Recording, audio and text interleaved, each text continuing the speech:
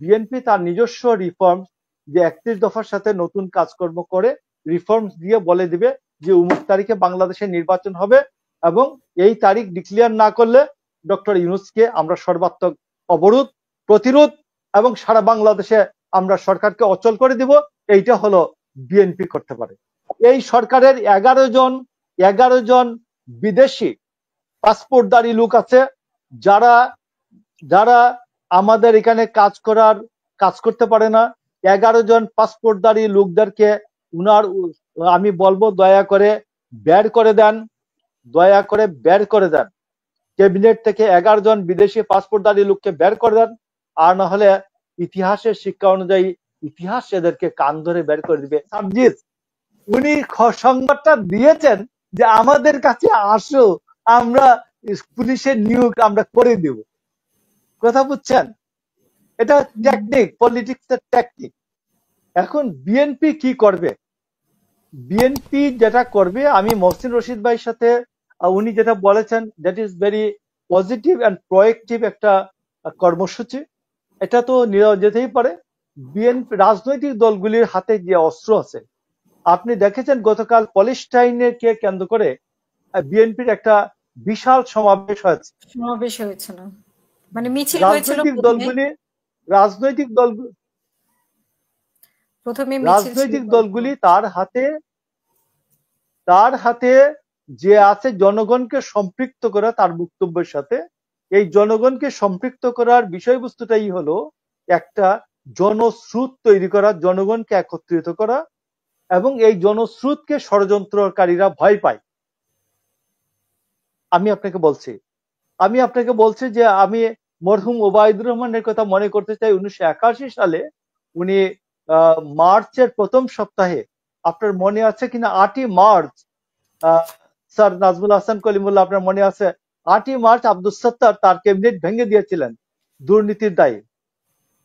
তো 9ই মার্চ আমরা সিনিয়র ভাইদের সাথে ওবায়দুর রহমানের বাসায় দেখা করতে গেলাম। ওবায়দুর রহমানের বাসায় উনি বলতেছিলেন যে সাত্তারকে গিয়ে বলো যে 1 লক্ষ লোকের একটা সমাবেশ করতে মানিক মিয়া এভিনিউতে, আর নইলে ক্ষমতা থাকবে না।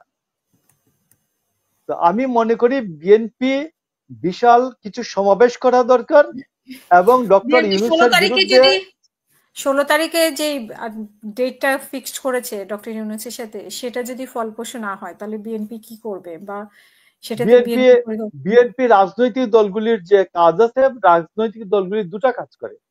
একটা হচ্ছে মাঠে কাজ করে, সরকার যখন গণবিরোধী হয় তাকে রেজিস্ট করে, আর দুইটা হচ্ছে প্রোয়েক্টিভ কাজ করে। যেমন 31 দফা এটা তো তৈরি করতে হচ্ছে, 27 দফা তার আগে ছিল, এটা কাজ করতে হচ্ছে।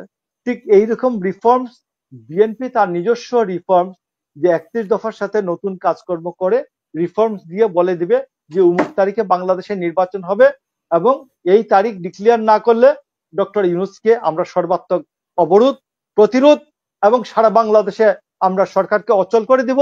এইটা হলো বিএনপি করতে পারে। এই একমাত্র আমি মনে করি যে সরকার কখনোই ভালো কথা কোনোদিন শুনে না, ভালো কথা কোনোদিনই শুনে না, কান ছিদ্র করে তারপর কথা শোনাতে হয়।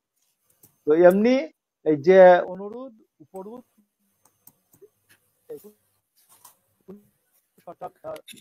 শুনতে পাচ্ছি না আপনাকে, আপনাকে আমি শুনতে পাচ্ছি না। আমি শুনতে পাচ্ছি না।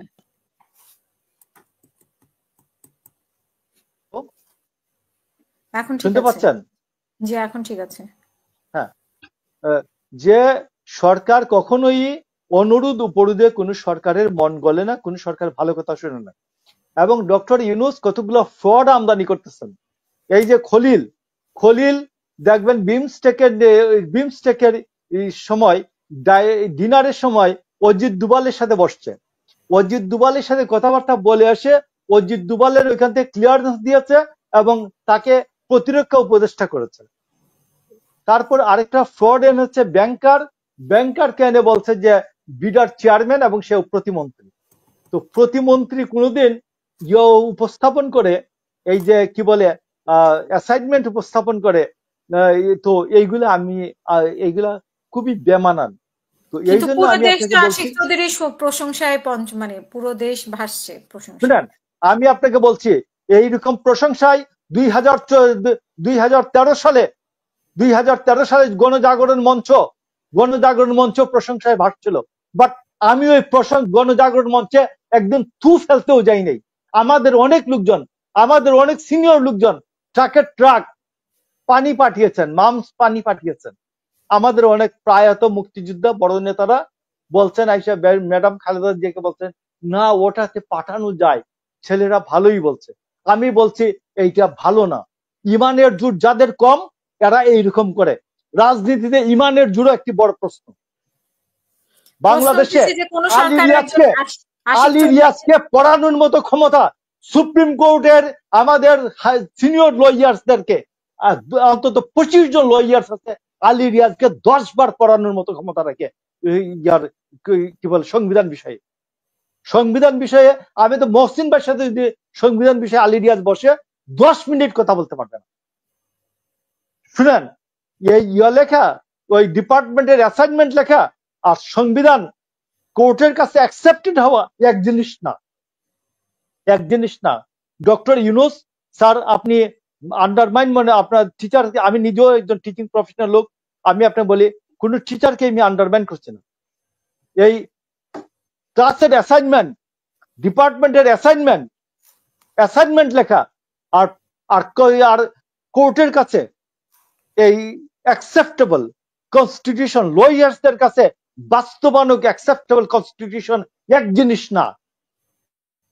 তো আমি বলছি আলী রিয়াজকে 10 বার পড়ানোর মতো ক্ষমতা রাখে আমার ইয়াতে অ্যাফিলিয়েট ডিভিশনের 25 জন লয়ার। তো আমি আপনি বলছি যে এইসব ফ্রড আমদানি করছেন doctor Yunus, it should be stop. এবং আমি আপনি বলছি এই সরকারের 11 জন বিদেশি পাসপোর্টধারী লোক আছে যারা আমাদের এখানে কাজ করতে পারে না। 11 জন পাসপোর্টধারী লোকদেরকে আমি বলবো দয়া করে বের করে দেন। ক্যাবিনেট থেকে 11 জন বিদেশি পাসপোর্টধারী লোককে বের করে দেন। আর না হলে ইতিহাসের শিক্ষা অনুযায়ী ইতিহাস এদেরকে কান ধরে বের করে দিবে, বাংলাদেশের জনগণ কান ধরে বের করে দিতে পারে। যাই আমি আপনাকে বলি যে মুখে কথা বলা এবং ইনিশিয়েটিভ এর মধ্যে কথাগুলো তো শুনলেন মহসিন ভাই, তো আমার কাছে কথাগুলো খুব ভালো লেগেছে, আমি মনোযোগ দিয়ে শুনেছি। আমি আপনাকে বলি যে প্রথম কথা হলো এরা ডিসি কেলেঙ্কারি, ডিসিদেরকে 64 ডিসি কেলেঙ্কারি করে প্রায় 200 কোটি টাকার কেলেঙ্কারি করেছেন। 200 কোটি টাকার কেলেঙ্কারি করছেন, 200 কোটি। এবং যারা বঞ্চিত অফিসার, যারা টাকা দিতে রাজি হয় না, এদের কাউকে ডিসি করে নেই। এবং আমি আপনাকে বলি যে ময়মনসিংহের বৃহত্তর ময়মনসিংহের একজন মহিলা ডিসি আছেন, তিনি বাড়ি বাড়ি 3 কোটি টাকার বস্তা নিয়ে ঘুরেছেন, ডিসি হবেন এবং তিনি হয়েছেন। তো এই যে সংস্থাপন সচিব মুখলেস এবং এই যে সমন্বয়করা, এরা মিলে 200 কোটি টাকার বাণিজ্য করেছে ডিসি নিয়োগে। এখন বলছে পুলিশ নিয়োগে জন্য তাদের পেছনে না ঘুরে, এটা খবর দিয়ে দেওয়া যে আমাদের পেছনে আসলে আমরা কাজটা করে দিতে পারবো, বুঝছেন? আপনার মনে আছে কিনা মহসিন ভাই, আমরা এরশাদের সময় যখন মার্শাল ছিল তখন হরতালের পক্ষে নিউজ ছাপা যেত না, এত তারিখে হরতাল। তো আমরা 84 সালের 1 মার্চ একটা হরতাল ছিল। তো আমরা বুদ্ধি করলাম, যুব সংহতির নামে একটা দিয়েছিলাম, আমরা প্রেস রিলিজ দিয়ে দিলাম যে আগামী 1 মার্চ 7 দল এবং 15 দলের ঘোষিত হরতাল কর্মসূচি যুব সংহতির পক্ষ থেকে দারুণ ভাবে প্রতিহত করা হবে। তো দেশের মানুষ জেনে গেল যে 1 মার্চ একটা হরতাল হবে, কথা বুঝছেন? তারপর জাতীয় নতুন বাংলা ছাত্র সমাজের পক্ষ থেকে হরতাল প্রতিরোধ করা হবে। তো মার্শাল তো ধরে না এটা হরতাল প্রতিরোধ করা হবে, এটা মেসেজ দেওয়া হয়েছে, পত্রিকা চেপে দিয়েছে যে 1 মার্চের হরতাল ছাত্র সমাজ প্রতিহত করবে। তো সফল করুন এটা তো বলা যাচ্ছে না। তো আমরা এই ছাত্র এই যে আপনার কি বলে বৈষম্য বিরোধী সার্জিস সার্জিস, উনি সংবাদটা দিয়েছেন যে আমাদের কাছে আসো, আমরা পুলিশের নিয়োগ আমরা করে দেব। কথা বুঝছেন? এটা টেকনিক, পলিটিক্স এর টেকনিক।